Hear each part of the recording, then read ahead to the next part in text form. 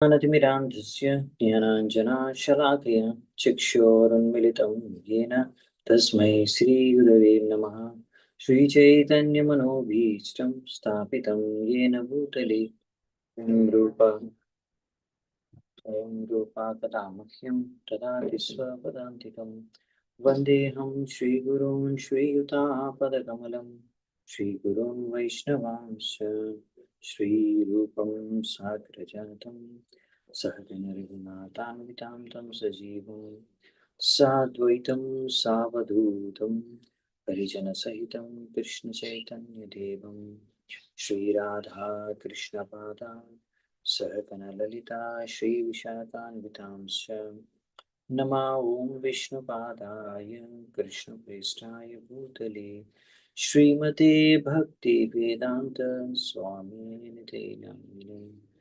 नमस्ते सारस्वते देवे गौरवाणी प्रचारिणे निर्विशेष शून्यवादी पाश्चात्यदेशतारिणे नमो महावदन्याय कृष्णप्रेमप्रदायते कृष्णाय कृष्णचैतन्य नामिने गौरत्विषे नमः।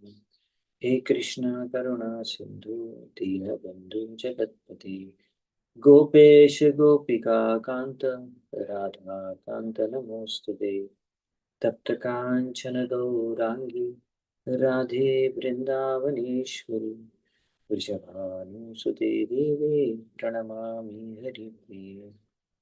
नीलाचलनिवासाय नित्याय परमात्मने बलभद्रसुभद्राभ्यां जगन्नाथाय ते नमः। वाञ्छाकल्पतरुभ्यश्च कृपासिन्धुभ्यैव च पतितानां पावनेभ्यो वैष्णवेभ्यो नमो नमः।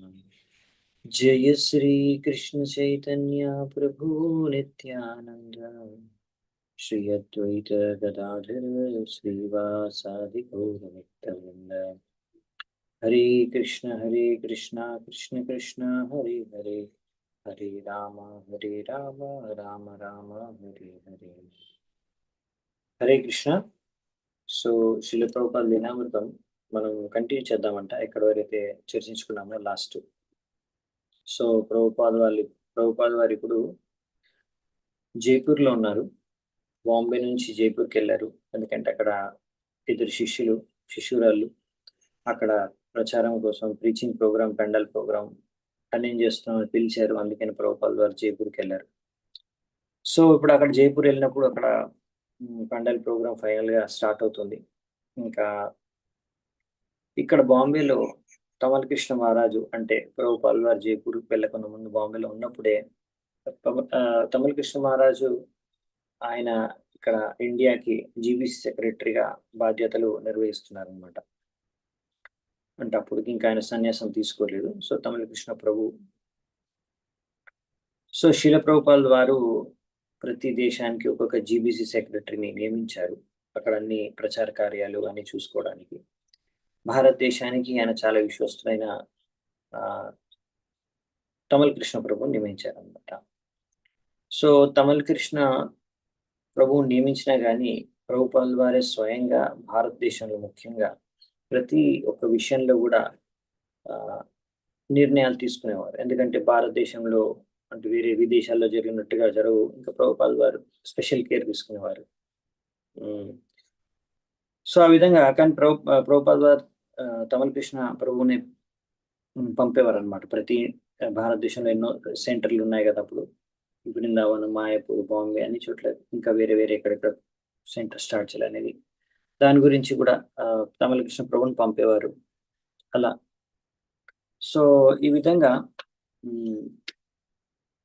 తమిళ కృష్ణ ప్రభు ఒకసారి అంటే ఆయన వెళ్ళి ఇండియాలో ఎక్కడ ప్రాబ్లమ్స్ ఉన్నా అంటే ఆయన వెళ్ళి సాల్వ్ చేస్తారు అనమాట. ప్రచారకు సంబంధించినవి కానీ, గవర్నమెంట్, లీగల్, ఎటువంటి మేనేజ్మెంట్ సంబంధించిన ఏవైనా సరే. సో బాంబేలో ఉన్నప్పుడు ఒకసారి తమిళ కృష్ణ ప్రభుపాల్ వారి దగ్గరికి వచ్చి ఆయన అనుమతి అడిగారు అనమాట. నేను సన్యాసం తీసుకోవాలనుకుంటున్నాను, మీరు అనుమతిస్తే మీరు నాకు సన్యాస దీక్షిస్తే నేను తీసుకోవాలనుకుంటున్నాను. ఎందుకంటే అప్పటికి ప్రభుపాల్ వారు కొంతమందికి సన్యాసం ఇచ్చారు. ఆయన అప్పుడే చెప్పారు, సన్యాసి అంటే ముఖ్యంగా వారి యొక్క బాధ్యత ఏంటంటే ట్రావెలింగ్ అండ్ ప్రీచింగ్ అంటే తిరుగుతూ ప్రచారం చేయాలని. సో అలా సన్యాసం తీసుకోవడం అంటే ఇప్పుడు మరి తమల కృష్ణ ప్రభు ఆల్రెడీ 1 సంవత్సరం క్రితమే ఆయన వివాహం చేసుకున్నారు. ఆయన చాయిస్ ప్రకారమే. ఒక అమ్మాయిని వివాహం చేసుకున్నారు డివోటీని. శ్రీల ప్రభుపాద వారి శిష్యురాలే. సో మరిప్పుడు ఆయన తన భార్యని వదిలేయాల్సొస్తుంది సన్యాసం తీసుకోవాలంటే. ఇంకా ప్రభుపాదుల వారు ఆ టైంలో ఈ విధంగా చెప్పారనమాట. సన్యాసి ముఖ్యంగా ఈ విధంగా ప్రచారం చేయడానికి తిరుగుతూ ఉంటాడు. కాబట్టి ఆయన పర్టిక్యులర్‌గా ఒక మందిరమో, ఒక చోట ఉండరనమాట. సో కనుక ఆయనకి ఎటువంటి బాధ్యతలుండవు. ప్రెసిడెంట్‌గా లేకపోతే అలా మందిరం యొక్క పరిచాలన అవన్నీ చూసుకోవడానికి వాళ్ళు సన్యాసిలు ఉండకూడదు. దానికి మందిరానికి ప్రెసిడెంట్‌గా గృహస్థులు వ్యవహరించొచ్చు అని ప్రభుపాదుల వారు ఆ విధంగా మేనేజ్‌మెంట్, అడ్మినిస్ట్రేషన్ అంతా కూడా గృహస్థులకు ఇవ్వాలని ప్రభుపాదుల వారు అలా నిర్ణయించి వాళ్ళకి ప్రెసిడెంట్స్‌గా ఇచ్చారనమాట. ఇంకా GVC secretary. So GVC secretary ఇలా ప్రెసిడెంట్ పదవులు గృహస్థులకి ఇచ్చారు. వాళ్ళు ఈ విధంగా మేనేజ్‌మెంట్ చూసుకుంటారు. ఇంకా సన్యాసులు మాత్రం ఓన్లీ ప్రచారం చేయడానికి తిరుగుతూ ఉంటారు. ప్రభుపాదుల వారి ప్లాన్ ఇలా ఉండేదన్నమాట. అంటే ఇప్పుడు ఆయన సన్యాసం తీసుకోవాలంటే ఇప్పుడు ఆయన పదవి జీబీసీ సెక్రటరీగా పదవి, ఇంకా తన భార్యను కూడా త్యాగం చేయాలి. సో ప్రభుపాదుల వారు దాని గురించి ఆలోచిస్తున్నారు. మరి ఇప్పుడు ఆయన సేవ ఎవరు చేస్తారు? ఇంకొకటి ముఖ్యమైన విషయం ఏంటంటే మరి ఇప్పుడు ఆయన ఇప్పుడు 1 సంవత్సరం క్రితమే వివాహం చేసుకున్నారు. మరి ఆమెను వదిలేస్తే ఆమె సంగతి ఏంటి అని. సో ఆ విధంగా ప్రభుపాదుల వారు మామూలుగా ఎవరైనా సన్యాసం తీసుకోవాలి అనుకుంటున్నారంటే ప్రభుపాదుల వారికి ఆనందమైన విషయమే. అందులో ఇలాంటి చాలా తెలివైన వ్యక్తి, యంగ్ వ్యక్తి, ఇంకా ఆయన మొత్తం ఇప్పుడు అన్ని వదిలేసి సంపూర్ణంగా ప్రచారం కోసం తన యొక్క తెలివితేటలు, అంత శక్తిని కూడా అర్పిస్తారంటే ప్రభుపాదుల వారు తప్పకుండా అటువంటి వాటిని ఎంకరేజ్ చేస్తారు. ప్రభుపాదుల వారు అప్రిషియేట్ చేస్తారు. ఎందుకంటే సన్యాసుల యొక్క చాలా అవసరం ఉందన్నమాట. వందలాది సన్యాసులు అవసరం మొత్తం ప్రపంచవ్యాప్తంగా ప్రచారం చేయాలంటే. సో కానీ ఆయన ఒకసారి ప్రభుపాదుల వారు ఈ యొక్క తమల కృష్ణ ప్రభు యొక్క సంకల్పం ఎంత దృఢంగా ఉందో ఆ విషయాన్ని ఒకసారి పరీక్ష చేద్దాం అనుకున్నారు. సో తమల కృష్ణ ప్రభు చాలా మొండిగా ఉండేవారు అనమాట. నేను సన్యాసం తీసుకుంటాను అని. ఎంత మొండిగా ఉండారు అంటే ఇప్పుడు ప్రభుపాదుల వారు ఏం చెప్పలేదు అడిగితే. జవాబేమి ఇవ్వలేదు ప్రభుపాదుల వారు. ఆలోచిస్తూ ఉండిపోయారు. సో తమిళ కృష్ణ ప్రభు ఎలాగైనా సరే ప్రభుపాద నుంచి నాకు ఆ జవాబు కావాలి అన్నట్టుగా ప్రతిరోజు పొద్దున లేవగానే ముందు ప్రభుపాద ముందు ప్రత్యక్షమైపోయారు. ఏం మాట్లాడేవారు కాదు. జస్ట్ అలా మౌనంగా ఉండిపోయేవారు. వచ్చి నిలబడేవారు. అలా మంగళారతి స్వయంగా పాడేవారు. మంగళారతి తర్వాత కూడా మళ్ళీ వచ్చి ప్రభుపాదుల ముందు కూర్చునేవారు సైలెంట్‌గా. అంటే ప్రభుపాదుల వారి ముందు అలా రోజు రావడం అంటే బేసికలీ ప్రభుపాదుల వారు ఏం చెప్పాలి చెప్పండి డెసిషన్ కోసం. సో ప్రభుపాదుల వారికి అర్థమవుతుంది. అంటే ఏం కావాలి ఇప్పుడు నేను నా నుంచి ఆయనకు జవాబు కావాలి సన్యాసం గురించి. అలా డైలీ జరిగేదనమాట. సో ఫైనల్‌గా ప్రభుపాదుల వారు కూడా సీరియస్‌గా ఆలోచించసాగారు. ముఖ్యంగా ఆయన యొక్క ఒకటే కన్సర్న్ ఉండే ప్రభుపాదుల వారిది. ఆయన భార్య మాధురీదేవి మాతాజీ. మరి మాధురీదేవి మాతాజీ ఆమె మరి ఇప్పుడు ఆమె కూడా మంచి భక్తురాలు. చాలా మంచి అందమైన భక్తురాలు. సో మరి ఇప్పుడు ఆమె సంగతి ఏంది అనేది. ఎందుకంటే ఆమె కూడా ఆయన యొక్క ఆధ్యాత్మికంగా ఆయన గురువు, పిత. సో ఆమె గురించి ఆలోచిస్తున్నారనమాట. ఎందుకంటే ఆమెకు కూడా ఎటువంటి సమస్య, డిస్టర్బెన్స్ కలగకూడదు. ఇంకా ఆమెను మళ్ళీ ఎవరు చూసుకుంటారు? ఆ విషయాల గురించి ఆలోచిస్తున్నారు. ఇంకా ప్రభుత్వాలు ఆలోచించేదంటే ఇప్పుడు తమల కృష్ణ ప్రభు గృహస్థగా ఉన్నా గానీ ఆయన భార్యాభర్తలు ఇద్దరు కలిసి కూడా ఇప్పుడు సన్యాసిల్లాగానే ప్రభుపాదులు వెంట తిరుగుతున్నారు. అన్ని చోట్ల పోతున్నారు. ప్రచారం చేస్తున్నారు. సో ముఖ్యంగా చెప్పాలంటే వాళ్ళు సెపరేట్‌గా ఏమి వాళ్ళు సెపరేట్‌గా ప్రైవేట్‌గా ఏమి లైఫ్ ఏమి గడపట్లేదు. సో సంపూర్ణంగా వాళ్ళు ప్రభుపాదుల వారు ఇచ్చిన సేవలు చేసుకుంటూ ఉన్నారు. సో ఇప్పుడైతే ప్రభుపాదుల వారు మరి బాంబే నుంచి జైపూర్‌కి వెళ్ళిపోయారు. అప్పుడు తమల కృష్ణ ప్రభు బాంబేలో ఉన్నప్పుడు అక్కడ శ్యామ్ సుందర్ ప్రభు ప్రభుపాదుల వారి సెక్రటరీ. ఆయన నుంచి ఒక విషయం తెలుసుకున్నాడు. ఆయన విన్నాడనమాట. శ్యామ్ సుందర్ ప్రభు చెప్పారు ప్రభుపాదుల వారు ఒక లెటర్‌లో బ్రహ్మానంద స్వామికి ఆఫ్రికాలో ఒక లెటర్ రాశారు. ఆ లెటర్‌లో నీకు సన్యాసం ఇవ్వచ్చు అన్నట్టుగా రాశారండి. అది వినగానే వెంటనే అక్కడికక్కడ ఆ క్షణాన్ని ఇంకా బాంబే వదిలేసి జైపూర్‌కి వెళ్ళిపోయారు ప్రభుపాద్ దగ్గరికి. సో, తమల్ కృష్ణ ప్రభు అప్పుడు జైపూర్‌కి వెళ్ళే ముందు మాద్రి దగ్గరికెళ్ళి, అంటే మాద్రి మాతాజీ దగ్గరికి వెళ్లి, భార్య దగ్గరికి వెళ్లి, నాకు శ్రీమద్ భాగవతం యొక్క మొదటి 3 కాపీస్ ఉన్నాయి గదా! 3 వాల్యూమ్స్. మొదటి స్కందం భాగవతంది. అది ప్రభుపాల్ వారు స్వయంగా సైన్ చేసి ఇచ్చారు. ఫస్ట్ కాపీస్ నావి. అవి కొంచెం నాకిస్తావా అని. సో, నాకు కొంచెం డౌటొచ్చింది. ఎందుకిలా అడుగుతున్నారు సడెన్‌గా అని. ఎందుకు ఇప్పుడు కావాలి నీకది అంటే, నేనది చదువుదాం అనుకుంటున్నాను ఇప్పుడని. తమిళ్ కృష్ణ ప్రభు చెప్తారు. కానీ ఆమెకు డౌటొస్తుంది. నాకు తెలిసి ఇతను ఆహ్, వెళ్ళిపోతాడు. హ్మ్. సన్యాసం తీసుకోవడానికి వెళ్ళిపోతున్నట్టున్నాడు. మళ్ళీ తిరిగి రాడు నా దగ్గరికి అని. సో, ఆయన చెప్పేస్తున్నాడనమాట. "నువ్వు మళ్ళీ తిరిగి రావు కదా!" అని. సో, ఆయనంటాడు, "ఏం భయపడాల్సిన అవసరం లేదు. తప్పకుండా జైపూర్‌కెళ్తున్నాను. తిరిగొస్తాను." తర్వాత ఈ విధంగా శిల ప్రభుపాద్ వారి దగ్గరికెళ్ళిపోతారు రామకృష్ణ ప్రభు. వెళ్ళిపోయి మళ్ళీ అదే స్టార్ట్ చేస్తారు. ముందు వెళ్లి కూర్చుంటారు సైలెంట్‌గా. ఏం మాట్లాడరు. సో, అక్కడ ప్రభుపాల్ వారు ఒకసారి అప్పుడప్పుడు జీబీసీ మీటింగ్ కోసం అనేసి తన రూమ్‌లో అందరి జీబీసీ సెక్రటరీని పిలుస్తారు. సో, తమల కృష్ణ ప్రభు గూడా అప్పుడు జీబీసీ సెక్రటరీ ఆయన గూడా వచ్చేవారు. కానీ అందరూ జీబీసీ సెక్రటరీలు ప్రభుపాల్ వారి దగ్గరే కూర్చుంటారు. ఆయన చెప్పేది వినేది అర్థం చేసుకొని పాటించడానికి వినబడాలని సరిగ్గా ప్రభుపాద్ దగ్గర కూర్చుంటారు రూమ్‌లో. కానీ తమిళ కృష్ణ ప్రభు ఏం చేస్తారంటే రూమ్ బయట, డోర్ బయట కూర్చుంటారు. ప్రభుపాల్ గారు అది చూసి "తమల్ కృష్ణ నువ్వు బయట కూర్చున్నావు. చాలా మంచిది" అనంటారు. అందరూ భక్తులనుకుంటారు మిగతా వాళ్ళు. అంటే తమిళ కృష్ణ ప్రభు ఎంత నమ్రత భావంతో ఉన్నారు. అసలు డోర్ బయట కూర్చొనున్నారు. అందుకని ప్రభుపాల్ వారు ప్రశంసిస్తున్నారేమో అని అనుకుంటారు.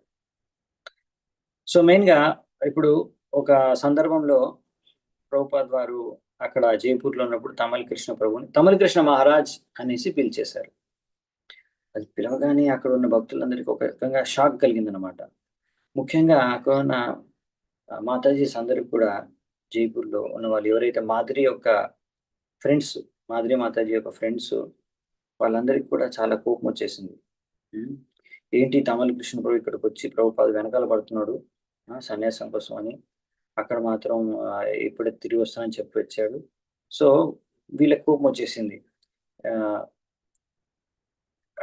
అంటే ఇప్పుడు ప్రభుపాల్ వారేమి ఇంక సన్యాసం ఇస్తాను అని చెప్పలేదు నోటితోని. జస్ట్ ఒక్కసారి అలా పిలిచారు తమల కృష్ణ మహారాజ్ అంతే. ఇంక తమల కృష్ణ మహారాజ్ ఇంక ప్రిపరేషన్ స్టార్ట్ చేశారు. నేను సన్యాసం నాకు ఇచ్చేస్తారనేసి ఆయన ప్లాన్ చేసేసుకొని దాని ప్రకారంగా అన్నీ రెడీ చేసేసుకుంటున్నాడు. సన్యాసి దండ రెడీ చేసుకున్నాడు. సన్యాసి వస్త్రాలు కొత్తవి కలర్ చేసి రెడీ చేసుకున్నాడు. ఇది చూసి అక్కడ మాతాజీలు ఇంకా మాదిరి లేని అక్కడ మాదిరి మాతాజీ లేదు. ఆమె లేని సమయంలో ఇలా అన్నీ ప్లాన్ చేసుకుంటున్నాడనేసి వాళ్ళకి ఇంకా కోపమొచ్చిందనమాట. వాళ్ళందరూ కలిసి శ్రీల ప్రభుపాద దగ్గరికెళ్ళిపోయారు. వెళ్ళిపోయి ఇది సంగతి ఇలా జరుగుతుంది. ఇది ఏంటి అన్నట్టుగా అన్నీ చెప్పారు. వాళ్ళ ప్రాబ్లమ్ సమస్య ఏంటనేది. సో, ప్రభుపాల్ వారు ఎంతో ఓపికగా అంతా విన్నారు వాళ్ళు చెప్పింది.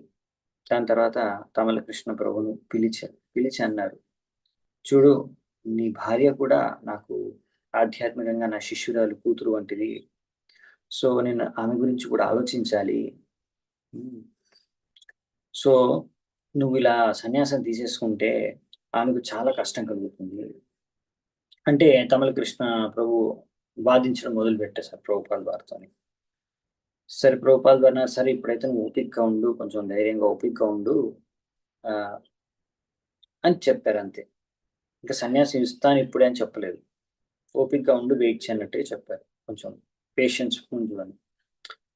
సో, ఈ ఆయన సన్యాస ఇష్యూ తీసుకోవడం అనేది ఒక పెద్ద చర్చాంశంగా మారిపోయిందన్నమాట భక్తులందరి మధ్యలో జైపూర్‌లో.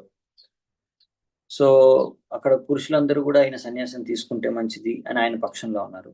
మహిళలందరూ మాతాజీస్ అందరూ గూడా దానికి ఖండిస్తూ విరుద్ధంగా ఉన్నారన్నమాట.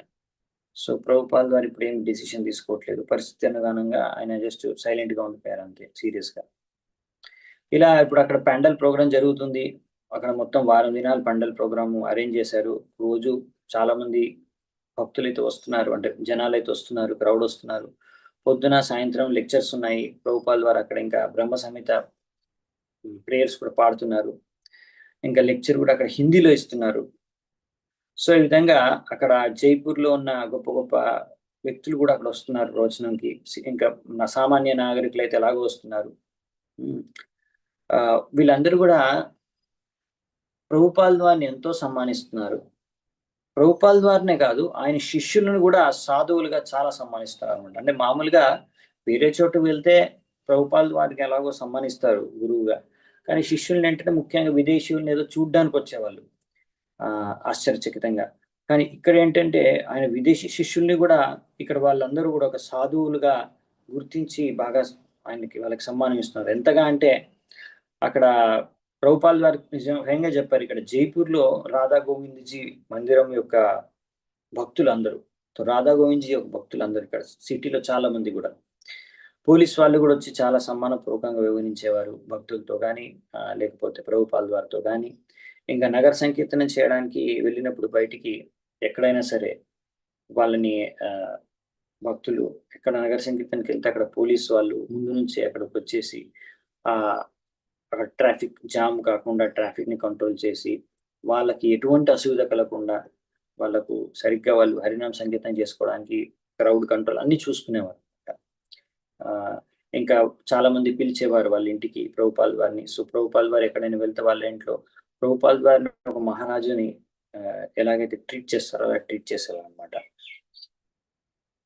సో తర్వాత అక్కడ ప్రభుపాల్ వారు తన ఎవరైతే అక్కడ మాతాజీస్ ఉన్నారో వాళ్ళకి చెప్పారనమాట, ఇక్కడ జైపూర్లో రాధా గోవిందజీ విగ్రహానికి చాలా బాగా సేవ చేస్తారు, ఎలా సేవ చేస్తున్నారో మీరు బాగా చూడండి, గమనించండి, తెలుసుకొని నేర్చుకొని నాకు చెప్పండి మీరు ఏం చూసారనేది. సో వాళ్ళు అలాగే మొత్తం పొద్దున్న నుంచి రాత్రి వరకు 24 గంటలు ఏమేమి సేవలు ఎలా జరుగుతాయి అన్ని బాగా అబ్జర్వ్ చేసి ప్రభుపాల్ వారి దగ్గరికి వచ్చి చెప్పారనమాట. ఇలా 3 సార్లు మొత్తం డ్రెస్ చేంజ్ చేస్తారు, పొద్దున, మధ్యాహ్నం, రాత్రి. ఇలా రకరకాలుగా నైవేద్యాలు, ఆరతి ఇవన్నీ చేస్తూ ఉంటారు. మళ్ళీ దాని తర్వాత సెంట్ కూడా ఇలా పెడతారు ఈ విధంగా. అలాగే పూలమాలలు ఫ్రెష్ వేస్తారు. మళ్ళీ ఎవరైనా భక్తులు పూలమాలలు తీసుకుని వస్తే అది భగవంతుడికి వేసి భగవంతుడికి ఉన్న మాల వాళ్ళకి ఇచ్చేస్తారు మహాప్రసాది మాలగా. సో ఈ విధంగా రకరకాల ప్రాక్టీస్ ఏం చేస్తున్నారో మొత్తం చెప్పారన్న ప్రభుపాల్ వారు విని, ఇది చాలా మంచి స్టాండర్డ్, ఇలాగే యాక్చువల్లీ భగవంతుడిని పూజ చేయాలి, వర్షిప్ చేయాలి, విగ్రహాన్ని ఆరాధించుకోవాలి, ఇస్కాన్ లో కూడా ఇలాంటి స్టాండర్డ్ నే మీరు స్థాపించండి అని చెప్తారు. సో ఈ విధంగా ప్రతిరోజు సాయంత్రం ప్రభుపాల్ వారు ఇలా పెండాల్లో లెక్చర్ ఇచ్చేవాళ్ళు. జైపూర్ నుంచి ఎవరో చాలా సామాన్యమైన వ్యక్తి ప్రభుపాల్ వారిని మొత్తం ఆడియన్స్ కి పరిచయం చేసేవాళ్ళు అనమాట లెక్చర్ మొదట్లో. అలా ఒకసారి జైపూర్ రాణి వచ్చింది. ఆమె వచ్చి కూడా ప్రభుపాల్ వారి యొక్క ఈ హరే కృష్ణ ఇస్కాన్ని బాగా ప్రశంసించింది. అలా ఒకరోజు లెక్చర్ అయిపోయిన తర్వాత, అంటే ప్రతిరోజు లెక్చర్ అయిపోయిన తర్వాత ప్రభుపాల్ వారి యొక్క ఇస్కాన్ యొక్క విభిన్న మందిరాలు ఎక్కడెక్కడ సెంటర్స్ ఉన్నాయో మొత్తం విదేశాల్లో వాటి యొక్క స్లైడ్ షో చూపించేవారు అనమాట. ఆ విధంగా జరిగేది. ఒకరోజు అలా స్లైడ్ షో జరిగేటప్పుడు ప్రభుపాల్ వారు తమల కృష్ణ ప్రభువుని పిలిచి తన వ్యాసాసనం దగ్గర, ప్రభుపాల్ వారు వ్యాసాసనం మీద కూర్చొని ఉన్నారు, పిలిచి ఆయనతో అన్నారు, నువ్వు ఇప్పుడు సన్యాసం తీసుకోవడం చాలా కష్టం అని మెల్లిగా అన్నారు ఆయన చెవులు. సో ప్రభుపాల్ వారు అన్నారు, నీ యొక్క భార్యకి చాలా బాధ కలుగుతుంది, ఆమె చాలా దుఃఖిస్తుంది అని అన్నారు. అప్పుడు అలా అని ప్రభుపాల్ వారు ఇంకా మామూలు వ్యాసంలో ఆయనకి వెళ్ళి కూర్చున్నారు. తమల్ కృష్ణ ప్రభు కొద్దిగా ఆలోచించి వెంటనే అన్నారు ప్రభుపాల్ వారి దగ్గరికి వెళ్ళి, ఇలా ప్రభుపాద్, ఇప్పుడు కాకపోతే ఇప్పుడు ఆమె ఈ కష్టం కలగాల్సిందే.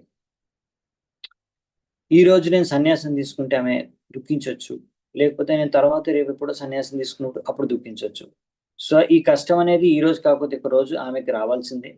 అదేదో ఈ రోజే వచ్చేసి ఇప్పుడే అది ఆ కష్టం వచ్చేసి వెళ్ళిపోతే ఆమె దాన్ని ఎదిరించుకుంటే సరిపోతుంది. సో కొంచెం అయితే కొన్ని రోజుల తర్వాత మర్చిపోతుంది అని చెప్పేస్తారు అన్నమాట. సో ప్రభుపాల్ వారు ఇంకా దాని తర్వాత ఏం మాట్లాడలేదు, ఇంకా ఆలోచిస్తుండిపోయారు.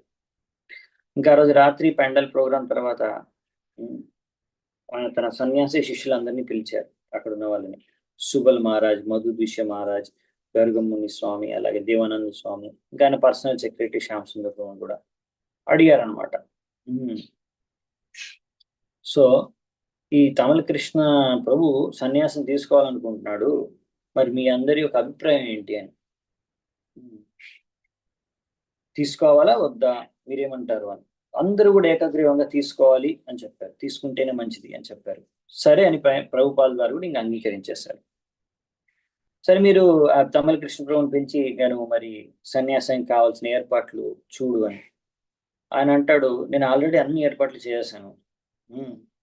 సో సరే ప్రభుపాల్ గారు అంటే, సరే మరి రేపే మీ యొక్క సన్యాస దీక్ష యొక్క యజ్ఞం చేద్దామంట అని పెండల్లోనే యజ్ఞం చేసి ప్రభుపాల్ వారు ఆయనకి సన్యాస దండ కూడా ఇచ్చి ఆయనకు సన్యాస దీక్ష ఇచ్చేస్తారు. అప్పుడు అక్కడ ఉన్న మాతాజీస్ అందరూ కూడా ఈ తమల కృష్ణ ప్రభు పైన చాలా కోపం వచ్చేస్తుంది వాళ్ళకి. కానీ ఇప్పటికీ ఆల్రెడీ ఆలస్యం అయిపోయింది. తర్వాత ప్రభుపాల్ గారు తమల కృష్ణ మహారాజ్ని తన రూమ్లోకి పిలిచి, ఇలా నీ యొక్క మంచి భార్యను, గొప్ప పదవిని అన్ని వదిలేసావు, త్యాగం చేసి ఇలా సన్యాసం తీసుకున్నావు కాబట్టి నీకు నేను గోస్వామి అని టైటిల్ ఇస్తాను. అంటే ఆయన పేరు తమల్ కృష్ణ గోస్వామి అనమాట. సో ఈ విధంగా నువ్వు అలా గోస్వాముల్లాగా అదే భావంతో నువ్వు మొత్తం విశ్వవ్యాప్తంగా ప్రచారం చేసి శిష్యుల్ని గ్రహించు అని చెప్తారు. ఇంకా ప్రభుపాల్ గారు నవ్వుతూ తర్వాత, నేను ఇప్పటి వరకు నేను పరీక్షించాను, నువ్వు ఎంత దృఢ సంకల్పంతో ఉన్నావని. సరే ఇప్పుడు సన్యాసం తీసుకున్నావు, మరి ఇప్పుడు ఏం చేస్తావు అన్నారు ప్రభుపాల్ గారు. తమల్ కృష్ణ మహారాజ్ అన్నారు, నేను నా దండా తీసుకొని, నా సన్యాస దండా తీసుకొని, నాకు ఇంకా ఎవరు అవసరం లేదు, ఎవరిని తీసుకెళ్ళను, ఒంటరిగానే ఒక నగరం నుంచి ఇంకో నగరానికి భారతదేశం అంతా కూడా ఎలాగైతే కృష్ణుడు చైతన్య మహాప్రభు రూపంలో వచ్చినప్పుడు ప్రచారం చేశారో అలాగే కృష్ణుడి గురించి నేను ప్రచారం చేసుకుంటూ వెళ్ళిపోతాను అని అన్నారు. ప్రభుపాల్ అన్న చాలా మంచిది అని అన్నారు. తమల్ కృష్ణ మహారాజ్ ప్రణామాలు చేసి వెళ్ళిపోతారు. తర్వాత ఒక గంట తర్వాత మళ్ళీ ప్రభుపాల్ వారు తమల్ కృష్ణ మహారాజ్ తన రూమ్లోకి పిలిచి, నువ్వు చెప్పింది అంత బాగాలేదు, నువ్వు నిజంగా అసలు సరిగ్గా ప్రచారం చేయాలనుకుంటే నీకు ఒక అసిస్టెంట్లు అవసరం, ఇంకా కొన్ని సౌకర్యాలు కూడా అవసరం, నీ దగ్గర ఉండాలి కొన్ని సదుపాయాల సౌకర్యాలు. సో ప్రభుపాల్ వారు ఏం చేశారంటే ఆయనకి 2 బ్రహ్మచారులని అసిస్టెంట్గా ఇచ్చారు. నువ్వు వీళ్ళిద్దరిని అసిస్టెంట్గా నీతో పాటు ప్రీచింగ్కి తోడుగా తీసుకెళ్ళు, అలాగే నువ్వు మొదటి నీకు ఏం చేస్తావు, ఎక్కడికి వెళ్తావు అనే కార్యం నేను ఇస్తాను నీకు. నాకు ఇప్పుడు నెక్స్ట్ ఇక్కడ నుంచి నా ప్లాన్ ఏంటంటే ఆఫ్రికాకి వెళ్ళాలని, కానీ నైరోబీకి కాకపోతే ఇంకొక దగ్గర కూడా నాకు ఇన్విటేషన్ వచ్చింది ప్రచారం చేయడం కోసం అహ్మదాబాద్లో. సో 2 చోట్లకు ఒకేసారి నేను వెళ్ళలేను కాబట్టి నేను ముందు నా ప్లాన్ చేసుకున్న విధంగానే ఆఫ్రికా నైరోబీకి వెళ్ళిపోతాను. నువ్వు నా బదులుగా నా ప్రతినిధిగా అహ్మదాబాద్కి వెళ్ళి అక్కడ ప్రచార కార్యక్రమం చూసుకో అని చెప్తారన్నమాట. సో ఆ విధంగా ఇప్పుడు అలా తమల్ కృష్ణ మహారాజ్ యొక్క సన్యాస దీక్ష ఇచ్చినప్పుడు సన్యాస మంత్రం కూడా ఇచ్చారనమాట. ఆ సన్యాస మంత్రము ద్వారా అసలు ఒక సన్యాసి, వైష్ణవ సన్యాసి ఎలా వ్యవహరించాలి, ఆయన ఆచరణ ఎలా ఉండాలి, శరణాగతి ఎలా ఉండాలి అనే విషయాలు ఆ యొక్క మంత్రంలో వర్ణించారన్నమాట. సో సన్యాసి అంటే వైష్ణవ సన్యాసి అంటే తన మనస వాచ కాయ అంతా కూడా భగవంతుడికి శరణాగతం చేసి ఆయన యొక్క ప్రచారం విశ్వవ్యాప్తంగా చేసి ఆయనతో పాటు భగవద్ధామానికి ఇంకా కొంతమంది బద్ధ జీవాత్మల్ని కూడా తీసుకొని వెళ్ళడానికి అది మెయిన్ ఉద్దేశం అన్నమాట సన్యాసి, వైష్ణవ సన్యాసుది. అదే మాయావాది నిరాకారవాదు సన్యాసులు ఉంటారు, వాళ్ళు ఏంటంటే కూర్చొని భగవంతుడిని ఎలాగో నమ్మరు, నిరాకారం అనుకొని బ్రహ్మన్ పైన ధ్యానం చేసుకుంటూ ఏమి పని చేయరు అనమాట. సో అలా కాకుండా వైష్ణవ సన్యాసి ఎలా ఉండాలి, ఆయన ఆచరణ ఎలా ఉండాలి, ప్రచారం ఎలా చేయాలి, సో వీటన్నిటి గురించి మనము నేర్చుకోవచ్చు ప్రభుపాల్ వారి నుంచి. ఆయన ఒక ఉత్తమమైన ఉదాహరణ అనమాట. అలా ప్రభుపాల్ వారు స్వయంగా మొత్తం ప్రపంచవ్యాప్తంగా ట్రావెల్ చేసి తిరిగి ప్రచారం చేసి కృష్ణుడి యొక్క ప్రచారం చేశారు. ఎంతో మంది బద్ధ జీవుల్ని, పతితాత్మల్ని ఉద్ధరించారు. సో ఒక్కొక్కసారి సన్యాసికి ఇలాంటి కార్యాలు కూడా చేయాల్సి వస్తుంది. అంటే ఇలా ఎన్నో చోట్ల తిరగాల్సి వస్తుంది. జైపూర్కి వచ్చారు ఇప్పుడు. అలాగే ఇప్పుడు భగవంతుడిని ఎలా పూజించాలో అది కూడా చూడాల్సి వస్తుంది. చాలా తర్వాత ఈ రాధా గోవింద్ విగ్రహాలని, ఇలాంటి విగ్రహాల్ని విభిన్న దేశాలకు, న్యూయార్క్ అటువంటి దేశాలకు పంపించి అక్కడ స్థాపించాల్సి వస్తుంది, ప్రతిష్ఠ చేయాల్సి వస్తుంది. ఇంకా అలా స్త్రీలకు కూడా పురుషులతో సహా, భక్తులతో సహా సమానమైన ఆపర్చునిటీ, అంటే సమానమైన అవకాశం ఇవ్వాలి శుద్ధ భక్తులు అవ్వడానికి, భక్తి చేసుకొని. సో అది కూడా ప్రభుపాల్ వారు చేసి చూపించారు. ఇంకా అప్పుడప్పుడు ఇలా సన్యాసం ఇచ్చి ఒకరికి భర్తను భార్యతో కూడా సపరేట్ చేయాల్సి వస్తుంది. సో ఈ విధంగా శిల ప్రభుపాల్ వారు అసలైతే శుద్ధ భక్తులు వర్ణాశ్రమకు అతీతం, కానీ ఆయన స్వయంగా ఒక సన్యాసం తీసుకొని ఒక సరైన సన్యాసి ఎలా ఉండాలని దాని గురించి ఉదాహరణ వ్యక్తం చేస్తూ ఎంతో మంది ఇంకా సన్యాసుల్ని కూడా సృష్టించారు. ఆ విధంగా ఆయన కోరుకున్నది ఏంటంటే, నా శిష్యులందరూ కూడా ఎవరైతే సన్యాసులు అవుతున్నారో వాళ్ళందరూ కూడా ఇంకా ఎక్కువ మంది అనుచరుల్ని, ఇంకా శిష్యుల్ని తయారు చేయాలి, ఇంకా చాలా పుస్తకాలు నాకన్నా కూడా ఎక్కువగా ప్రచురించాలి, ఇంకా ఎక్కువగా ఇస్కాన్ మందిరాన్ని స్థాపించాలి అని కోరుకున్నారు. బాంబే జనవరి 24, 1972. ఇప్పుడు అంటే తిరిగి తర్వాత జైపూర్ నుంచి ఇప్పుడు ఆఫ్రికాకి వెళ్ళాలి, దానికన్నా ముందు బాంబే వస్తారు. బాంబే వచ్చి చెక్ చేద్దామని చూస్తారు అక్కడ. ఎందుకంటే మిస్టర్ ఎన్ ఆయనతో ఆల్రెడీ ఒకసారి ఒప్పందం అయిపోయింది. ఫస్ట్ ఇన్స్టాల్మెంట్ ఇచ్చేశారు, సెకండ్ ఇన్స్టాల్మెంట్ ఇచ్చేసి భక్తుల్ని అక్కడ షిఫ్ట్ అని చెప్పేసి అక్కడ ఒక బాధ్యతను మధుదీశ స్వామికి ఇచ్చేసి వస్తారనమాట. కాకపోతే అక్కడికి వెళ్ళి చూస్తాడు, ఆ కార్యక్రమం ఏం జరగలేదు. అంటే మిస్టర్ ఎన్కి ఇంకా వాళ్ళు పేమెంట్ చేయలేదు, భక్తులందరూ కూడా ల్యాండ్ మీద వెళ్ళి షిఫ్ట్ అయ్యి ఉండలేదు. మధుద్విష స్వామిని అడిగితే ఆయన ఒప్పుకుంటాడు, నా వల్ల కాదు ప్రభుపాది, చాలా కష్టమైన పని, నాకు ఇంత బాధ్యత నేను తీసుకోలేను అని ఆయన చేతులు ఎత్తేస్తాడు అనమాట. సో ఇంక ప్రభుపాల్ వారు ఏంటంటే ముందు ఇవన్నీ చూసుకోవడానికి తమల్ కృష్ణ మహారాజ్ని పెట్టారు అక్కడ. అప్పుడు ఆయన సన్యాసం తీసుకోకుండా ముందు జీబీసీ సెక్రటరీగా ఉన్నప్పుడు ఆయన చూసుకునేవాడు ఇక్కడ అన్ని కార్యాలు. కానీ ఇప్పుడు ఆయన సన్యాసం తీసుకొని వెళ్ళిపోయాడు కాబట్టి ప్రభుపాల్ వారికి ఇప్పుడు ఇంకొక సరైన వ్యక్తి దొరకడం లేదు. మరి ఏం చేయాలి ఇక్కడ? మరి బాంబే అనేది చాలా ఇంపార్టెంట్, ఇక్కడ దీన్ని ఎలా చూసుకుంటాడు, ఎవరు చూసుకుంటారు? ఇప్పుడైతే తమల్ కృష్ణ మహారాజ్ వెళ్ళిపోయారు సన్యాసం తీసుకొని. సో ఆయనకి ఇంకో కరెక్ట్గా ఎవరు దొరకట్లేదు. బాగా ఆలోచించి ఫైనల్గా డిసిషన్ తీసుకున్నారు ప్రభుపాల్ వారు. ఇప్పుడు ఎలాగో నేను నైరోబి వెళ్ళాలనుకుంటున్నాను కానీ బ్రహ్మానంద స్వామిని కలవడానికి, ఆయన్ని పిలుస్తాను, ఇంకా ఆయనకి బాధ్యత అప్పచెప్పాలి అని అనుకుంటాడు. అనుకుని ఎలాగో నేను ఆఫ్రికాకి వెళ్తున్నాను కానీ కాబట్టి ఈ పని కూడా చేసుకొని వద్దామని ఆయన డిసైడ్ చేసుకుంటాడు.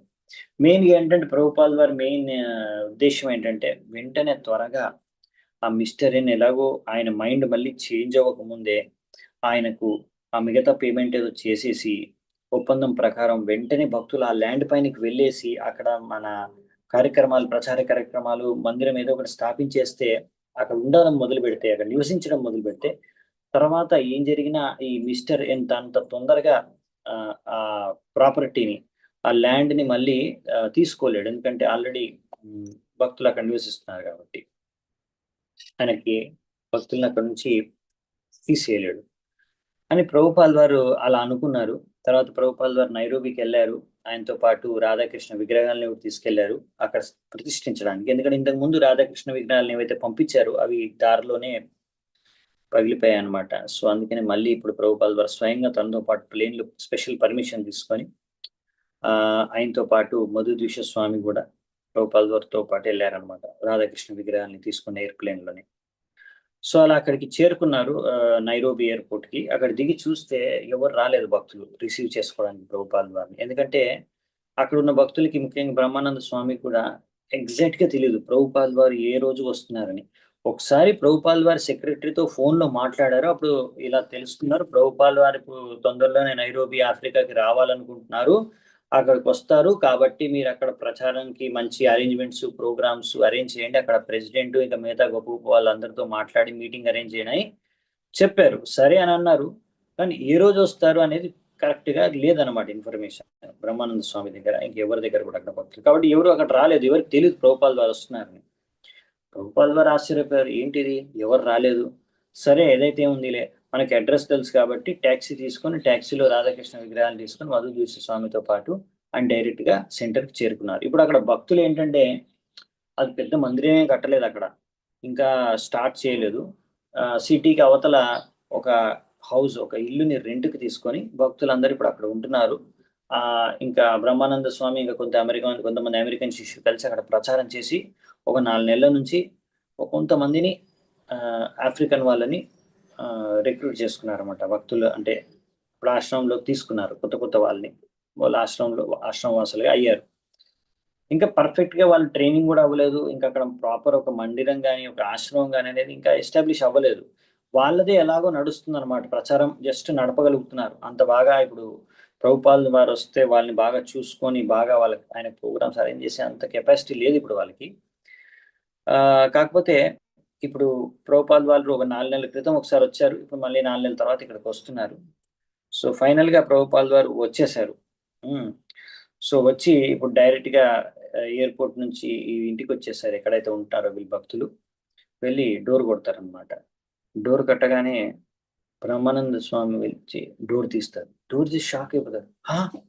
మా గురువుగారొచ్చేసి ప్రభుపాల్ వారు సడెన్‌గా వెంటనే ప్రణామాలు చేసేస్తారు. సో, ప్రభుపాల్ వారు తన రాధాకృష్ణ విగ్రహాలతో పక్కనే ఉంచి అడుగుతారు. "ఏమైంది? ఎందుకు ఎవరు రాలేదు?" అని. నన్ను పికప్ చేసుకోవడానికని. సో, బ్రహ్మానంద ప్రభు అంటారు ఏం మాట్లాడలేకపోతారనమాట బ్రహ్మానంద స్వామి. సో, సరే ప్రభుపాద్ వారు వస్తారు. రాగానే మధుదీక్ష స్వామి ఎవరైతే ప్రభుపాద్ వారితో పాటు అసిస్టెంట్‌గా వచ్చారో, ఆయనకి హెపటైటిస్ వచ్చి మంచాన పడతారనమాట. సో, దాని తర్వాత ప్రభుపాద్ వారు తన సెక్రటరీ శ్యామ్ సుందర్ ప్రభుని అక్కడ మాయాపూర్‌లో చాలా పనులున్నాయి, ల్యాండ్ పనులున్నాయనేసి భారతదేశంలోనే ఉంచొచ్చారు. తీసుకొని రాలేదు తోడుగా. సో, ఇప్పుడు ప్రభుపాద్ వారు ఒంటరిగానే ఉన్నారు. ఇంకా ఆయన పనులు ఆయనే చేసుకుంటున్నారు అని. అండ్ మళ్ళీ ఆయన రొటీన్ వర్క్ ఎలాగైతే ఉంటుందో డైలీ రొటీన్ స్టార్ట్ చేసేసారు. స్నానం చేసి ఫ్రెష్ అయిపోయి ఆయన పనులు మొదలుపెట్టారు. అలా ఒకరోజు ప్రభుపాద్ వారు స్నానం చేసిన తర్వాత తన వస్త్రాలు యేసుకుందామని చూస్తే అక్కడ కనిపించలేదన్నమాట. సో, బ్రహ్మానంద స్వామిని పిలిచి అడుగుతారు. "నా వస్త్రాలు ఎక్కడున్నాయి? వేసుకోవడానికి బట్టలెక్కడున్నాయి? నా సన్యాసి వస్త్రాలు కనిపించట్లేదు." సో, అప్పుడు అక్కడ బ్రహ్మానంద స్వామి చెప్తారనమాట. అది ఆఫ్రికన్ ఒక అబ్బాయిని పెట్టాను సర్వెంట్‌ని మీకు మీ బట్టలు ఉతకడానికి. ఆ బట్టలు ఉతికిన తర్వాత ఆయన బయట ఆరేసాడు. నేను వెళ్లి తీసుకురావడానికి వెళ్ళాను. కాకపోతే అక్కడ లేవు అవి. అంటే ఎవరో దొంగిలించేశారు మీ బట్టలు. ప్రభుపాల్ వారు ఇది వినేసి కొంచెం ఆయన ఆయనకు ఇన్‌కన్వీనియన్స్ అయినా గాని ఆయన సర్దుకుపోతారనమాట. ఏమి అనరు ఆ టైంలో. ఇంకా ఆ రోజు సాయంత్రము ఇస్కాన్ నైరోబిలో భగవద్గీత క్లాస్ ఉంటుంది. ప్రభుపాదుల వారు ఇస్తున్నారు. వ్యాసాసనంలో కూర్చొని క్లాస్ స్టార్ట్ చేస్తారు. సో, అక్కడ కొత్తగా ఉన్న భక్తులు, కొత్తగా జాయిన్ అయిన భక్తులు, కొత్త వాళ్ళందరూ ఎవరైతే మందిరంలో ఉన్నారో ప్రతి ఒక్కరొచ్చి కూర్చుంటారు. అందులో అప్పుడు ప్రభుపాదుల వారు ఆ క్లాస్ ఇచ్చేటప్పుడు చూస్తారు. అక్కడ ఒక ముగ్గురిని చూస్తారు. ఒకడేమో ప్రభుపాదుల వారి కుర్తా యేసుకొనున్నాడు. ఇంకొకరేమో ప్రభుపాదుల వారి ధోతి యేసేసుకున్నాడు. ఇంకొకడేమో ప్రభుపాదుల వారు ఉత్తరీయ యేసుకొనున్నాడు. ముగ్గురిని 3 ప్రభుపాదుల వారి దుస్తులు వేసుకొని చూసి ప్రభుపాదుల వారికి అర్థమైపోతుంది. ఓహ్! వీళ్ళు దొంగిలించారా? వీళ్ళు తీసుకున్నారా? అని. తర్వాత బ్రహ్మానంద స్వామిని పిలిచి చెప్తారనమాట. అవే నా వస్త్రాలు వాళ్ళు ముగ్గురేసుకున్నారు అని చెప్పి ప్రభుపాదుల వారు నవ్వుకుంటారు. అంత సీరియస్‌గా ఏం తీసుకోరు. ఎందుకంటే అర్థమవుతుంది ప్రభుపాదుల వారి పరిస్థితి చూసారక్కడ. అందరూ కొత్త వాళ్ళు. అంతగా తెలీదు వీళ్ళకి ఇంకా ట్రైనింగ్ అవ్వలేదని. అప్పటి వరకైతే ఇవన్నిటికి ఏమనరు. నవ్వి వదిలేస్తారు. తర్వాత ప్రసాదం టైం వచ్చినప్పుడు మాత్రం హ్మ్, నైరోబి భక్తులు ప్రభుపాదుల వారికి సర్వ్ చేస్తారు. ఫస్ట్ ఒకటి మక్కబుట్టతోని ఏదో చేసి పెడతారు. ఆ ప్రభుపాదుల వారు చూసి ఇది పందులు తినే ఆహారం అని చెప్తారు. తర్వాత ఇంకొక ఐటెమ్ ఇస్తారు. అదొక రకమైన చిక్ పీస్ అన్నమాట. వైట్ కలర్ చిక్ పీస్ అంటే ఒక రకమైన దాల్ బఠానీ లాంటిది. చాలా హార్డ్‌గా ఉంటాయన్నమాట. అది చూసి ఇది గుర్రాలు తినే తిండి అని చెప్తారు. దాని తర్వాత హరికృప ప్రభు ఆయన ఒక అమెరికా నుంచే బ్లాక్ డివోటీ. ఆయన వెంటనే ఇంక కిచెన్‌కెళ్ళేసి కొన్ని వెజిటబుల్స్ తీసుకొని బాయిల్ చేసేస్తారనమాట. ఉడికించేసి అందులో ఉప్పు, కారం, మసాలా ఏమి ఎయకుండా ఓన్లీ ఉడికించేసి తీసుకొచ్చి ప్రభుపాద ప్లేట్‌లో పెట్టేస్తాడు. ప్రభుపాదులు అది చూసి ఇది కుక్కలు తినే తిండి అంటాడు. సో, ఈ విధంగా ప్రభుపాదుల వారికి ఆ ప్రసాదం దగ్గర మాత్రం ప్రభుపాల్ వారు ఇలానే కామెంట్ చేస్తారు. చేసి వెంటనే మీరందరూ ఇంకా ఏ శిక్షణ లేని ఆఫ్రికన్లు. సో ఆయన హరికృప ప్రభు చెప్తారు, నేను వెంటనే స్వయంగా వెళ్ళి నేను కుకింగ్ చేస్తాననేసి అక్కడ కిచెన్లోకి వెళ్ళిపోతారు ప్రభుపాల్ వారు. ఆయనతో పాటు వెంటనే వెనకాల ఒక డజన్ మంది వెళ్తారు అనమాట చూడ్డానికి ఏం ప్రభుపాద్ ఏం చేస్తారని. సో ప్రభుపాద్ వెంటనే వెళ్ళి రైస్, దాల్, చపాతీలు, సబ్జీలు, కూరగాయలు అన్నీ కుకింగ్ చేస్తారు. అంటే ఓన్లీ ఆయన కోసమే కదా, అక్కడ ఎంతమంది ఉన్నారో అందరికీ సరిపోయేంత కుకింగ్ చేసేస్తారు. దాని తర్వాత అందరూ ప్రసాదం తీసుకుంటారు, అందరికీ కూడా సంతృప్తి కలుగుతుంది. సో ఈ విధంగా అక్కడ సరైన మన కుకింగ్ లేదు, ఆయన వస్త్రాలు దొంగిలించి పడుతున్నాయి, ఇలాంటివన్నీ ఇలాంటి చిన్న చిన్న సమస్యలు అన్నీ అక్కడ ఒక వారం దినాలు ఉంటారు నైరోబిలో. ఇవన్నీ నార్మల్ అనమాట, అక్కడ రెగ్యులర్గా జరిగేవి. సో అప్పుడు అక్కడ ఉన్నప్పుడు బ్రహ్మానంద స్వామి ప్రభుపాదులు వారిని గమనిస్తారు. ప్రభుపాదులు వారు ఇక్కడ ఆఫ్రికాలో ఉన్నారు, ఆయన శరీరం ఇక్కడ ఉంది కానీ మనసంతా బాంబే ప్రాజెక్ట్ పైన ఉందని. తర్వాత ప్రభుపాదులు వారు ఒకసారి చెప్పేసేస్తారు బ్రహ్మానంద స్వామికి, నేను ఇక్కడికి వచ్చాను ఒక ముఖ్యమైన కారణం ఏంటంటే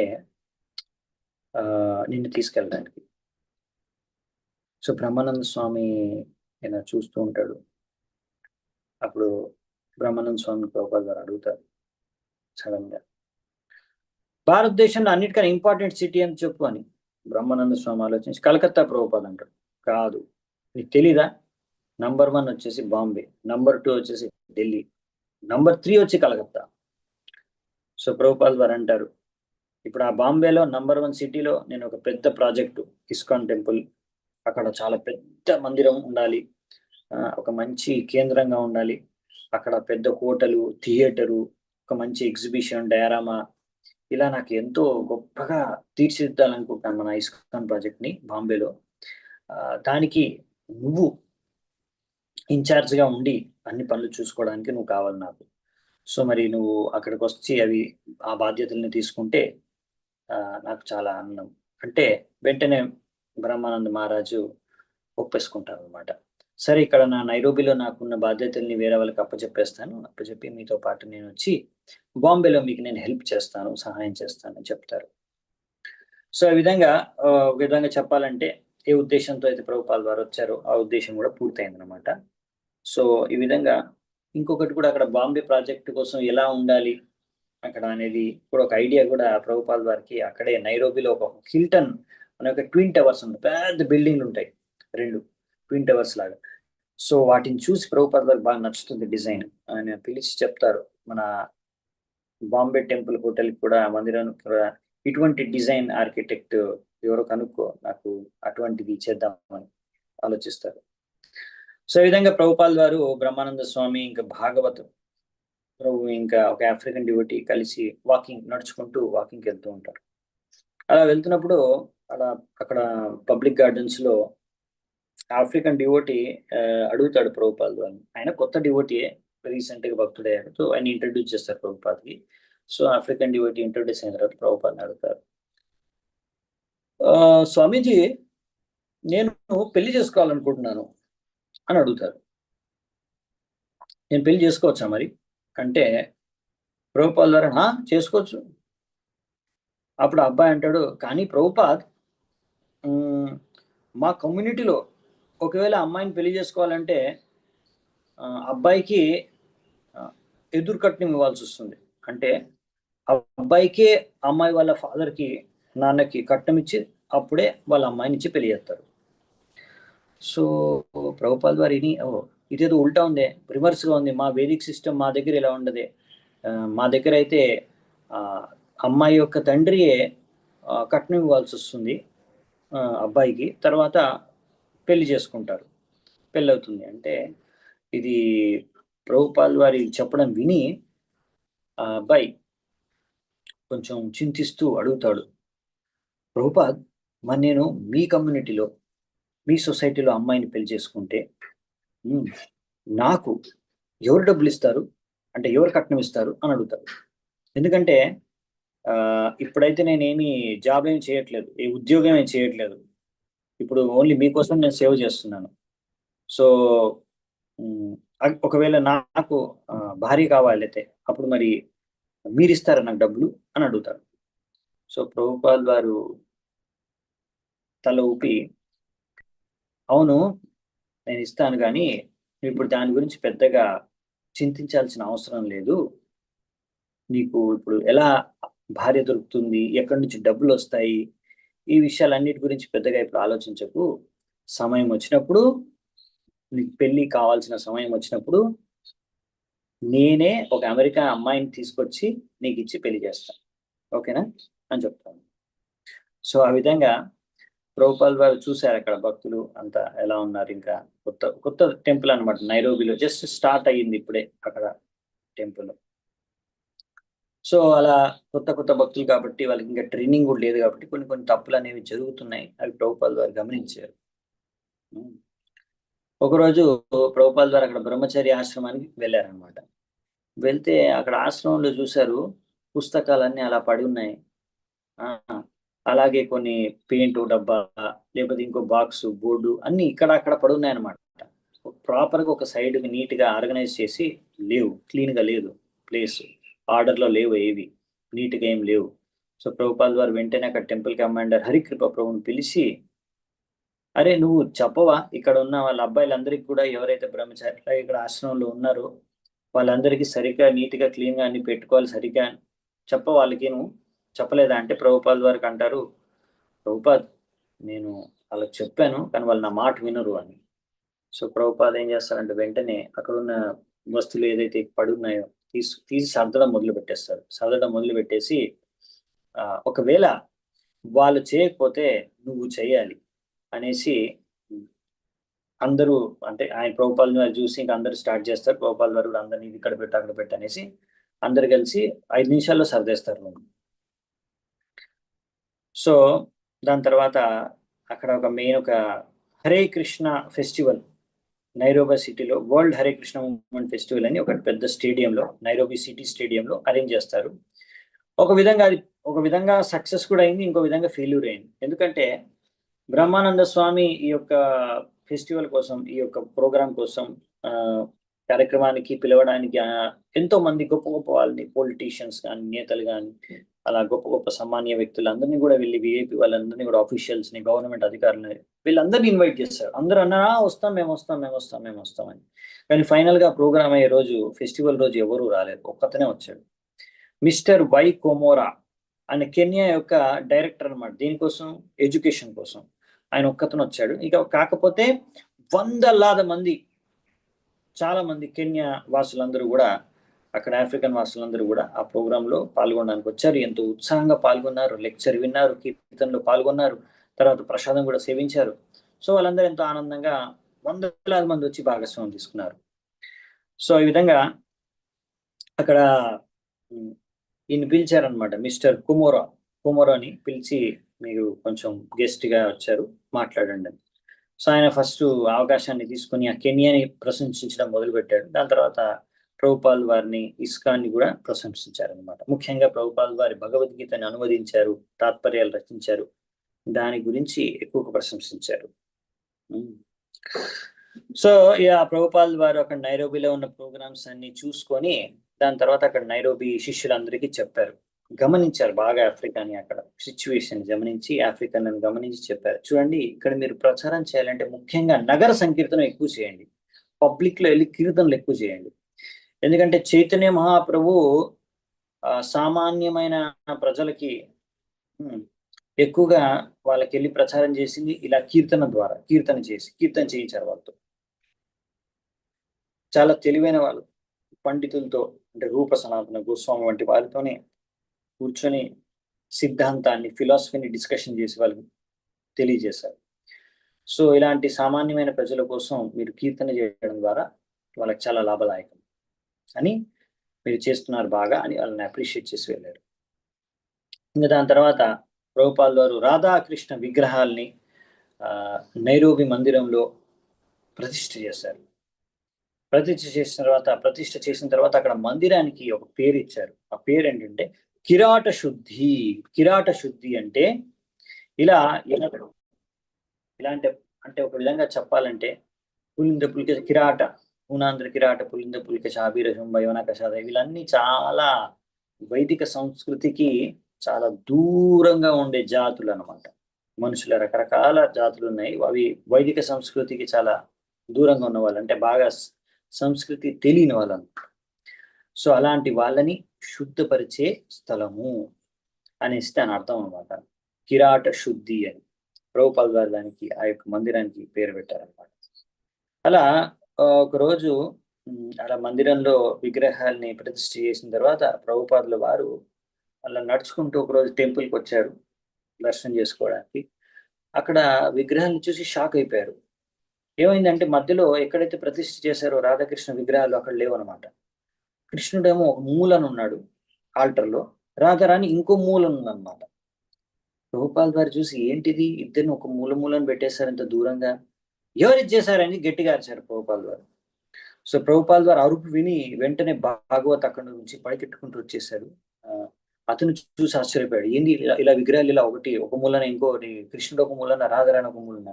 సో ప్రభుపాల్ గారు గట్టిగా అరిచారు, ఏంటిది ఏం జరుగుతుంది నువ్వు చూడలేదా అంటే ప్రభుపాల్ గారు నాకు తెలియదండి, నీకు ఎన్నిసార్లు చెప్పాను ఇలా చేయకూడదని, ఎంత చెప్పినా మీరు అర్థం చేసుకోలేదు అని కొంచెం కోపం ఇచ్చుకుంటారు అనమాట ప్రభుపాల్ గారు. అప్పుడు వెంటనే ప్రభుపాల్ గారు అరుపులు విని భూత భావన ప్రభు అని అతను వెంటనే వచ్చేసి ముందుకు వచ్చి, ప్రభుపాల్ క్షమించండి, అది నా వల్లే తప్పు జరిగిపోయిందని. సో ప్రభుపాల్ గారు అడిగితే, ఎందుకు వాళ్ళిద్దరిని 10 మైళ్ళ దూరంలో పెట్టేశావు రాధాకృష్ణుని అలా సపరేట్ చేసి అంటే, ప్రభుపాద్ అది తొందరలో నేను మర్చిపోయాను, అది ఫెస్టివల్కి వెళ్ళాలి కదా అనేసి తొందరలో అది గమనించలేదు, చూసుకోలేదు అని తప్పైపోయానని చెప్తారు. సో ప్రభుపాల్ వారు అంటారు, అంటే ఏంటి నీ ఉద్దేశం, అంటే ఇక్కడ నుంచి ఆల్టర్లో తీసి రోడ్డు మీద పెట్టేస్తారు అంటే కృష్ణుని. అలా ఆయన అలా కోపించేసరికి ఆ భూత పవన్ ప్రభుకి వణుకుతూ అసలు ఫ్రీజ్ అయిపోయాడు అనమాట, అసలు ఏం చెప్పలేకపోయాడు ఇంకా. సో ప్రభుపాద్ ఫైనల్ గా అన్నాడు, సరే మళ్ళీ రాధాకృష్ణులు ఎలాగైతే ముందు ఎలా ఉన్నారో అలాంటి స్థానంలోనే మళ్ళీ అక్కడ పెట్టేసాయి ఆల్టర్లో. అలా విగ్రహాల్ని 3 ఇంచుల కన్నా ఎక్కువ కదిలించకూడదు అలా ఒకసారి ప్రతిష్ఠ చేసిన తర్వాత అని చెప్తారండి.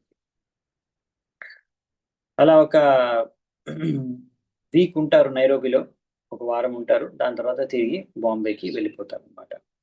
ముఖ్యంగా ఆయన నైరోబికి వచ్చారు, అక్కడ ప్రచారం అవన్నీ చూడడానికి కూడా, ప్రతిష్ఠ చేయడానికి విగ్రహాలు, కానీ ఇంకా ముఖ్యమైన ఉద్దేశం ఏంటంటే బ్రహ్మానంద స్వామిని తీసుకెళ్ళడానికి బాంబేకి.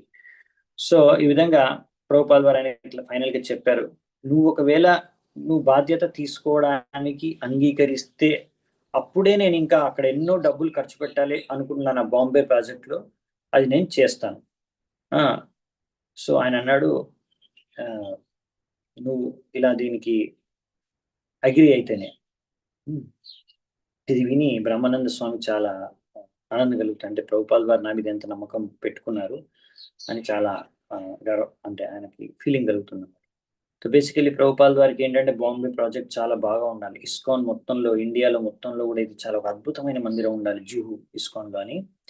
అక్కడ ఎలా ఉండాలి అనేది ఆల్రెడీ మనసులో ప్రభుపాల్ గారి మైండ్ అంతా ప్లాన్ చేసుకుని ఉన్నారు అనమాట, డీటెయిల్స్ అంతా కూడా. జస్ట్ ఆయనకు ఒక మంచి సామర్థ్యవంతమైన ఒక శిష్యుడు కావాలి, ఆయన ప్లాన్ ఏదైతే ప్రభుపాల్ గారు ఎలా అనుకుంటున్నారో అలా చేయడానికి బయట. సో ఇప్పుడు ఏంటంటే ఇస్కాన్ ని ప్రభుపాల్ వారు ఒక్కడే లీడ్ చేస్తున్నారు, మిగతా వాళ్ళందరూ కూడా ఇంకా ప్రభుపాల్ వెనకాలే అనుసరిస్తూ వెళ్తున్నారు. కానీ ఇప్పుడు ప్రభుపాల్ వారు కావాలనుకునేది ఏంటంటే ఇంకా ఇలా పెద్ద ఇస్కాన్ మందిరాలు ప్రాజెక్టులు వస్తుంటాయి కాబట్టి ఆయనకి ఇలా చాలా బాధ్యత వహించి ముందుకు తీసుకెళ్ళడానికి ఇంకా చాలా మంది తన శిష్యులు ముందుకు రావాలి అని ప్రభుపాల్ వారు కోరుకుంటున్నారు. ఇలా ఇంకా ఎక్కువ మంది లీడర్స్ తీసుకోవడం అవసరం, ఇలా ఎన్నో ప్రాజెక్ట్స్ కి ఒక్కొక్క లీడర్ అవసరం అని కోరుకుంటున్నారు. ఎందుకంటే అన్ని ఆయన ఒక్కడే హ్యాండిల్ చేసుకోలేరు. కానీ లీడర్స్ కూడా కొంతమంది సరిగ్గా ఇలా చేయలేకపోతున్నారు. సో అందుకని ఇప్పుడు ప్రభుపాల్ వారు ఇక్కడ అలాంటి సమస్య వచ్చినప్పుడు నైరోబికి వెళ్ళి ఆయన సొంతంగా చేయి పట్టుకొని తీసుకొని వచ్చారు ఇక్కడికి బ్రహ్మానంద స్వామి చెప్పాలంటే. సో ఈ విధంగా ఒక విధంగా నైరోబికి వెళ్ళి అక్కడ కూడా వాళ్ళకి కూడా మంచి జరిగింది, అక్కడ ఉన్న వాళ్ళందరికీ కూడా. అలాగే ఇక్కడ ప్రభుపాల్ వారి ఇక్కడ తీసుకొచ్చి బాంబేకి కూడా మంచి చేస్తున్నారు ఇప్పుడు. సో ఈ విధంగా ప్రభుపాల్ వారు ఇక్కడ బాంబే నుంచి జైపూర్ వెళ్ళి, జైపూర్ నుంచి ఆఫ్రికాకి వెళ్ళి, మళ్ళీ అంటే జైపూర్ నుంచి మళ్ళీ బాంబేకి వచ్చి, బాంబే నుంచి మళ్ళీ ఆఫ్రికాకి వెళ్ళి, అక్కడ నుంచి మళ్ళీ బ్రహ్మానంద స్వామి తీసుకొచ్చి ఇక్కడ మళ్ళీ బాంబే ప్రాజెక్ట్ కి సెట్ చేశారనమాట. సో ఇక్కడ వరకు మనం ఈరోజు చూద్దామంట ఆల్మోస్ట్ సమయం కూడా అయిపోయింది. ఇంకా నెక్స్ట్ ఇంపార్టెంట్ ఇంకో ఘటన జరుగుతుంది అక్కడ బాంబేలో. ఏం జరుగుతుంది అనేది మనం నెక్స్ట్ క్లాస్లో చర్చించుకుందాం. ఈరోజు ఇక్కడ సెలవు తీసుకుంటాను. చాలా చాలా ధన్యవాదాలు అంత ఓపిక విన్నందుకు. Thank you so much. శిల ప్రభుపాద్ की जय. శిల ప్రభుపాద్ లీలామృతం की जय. సమవేత భక్త వృంద की जय. దాయి గౌ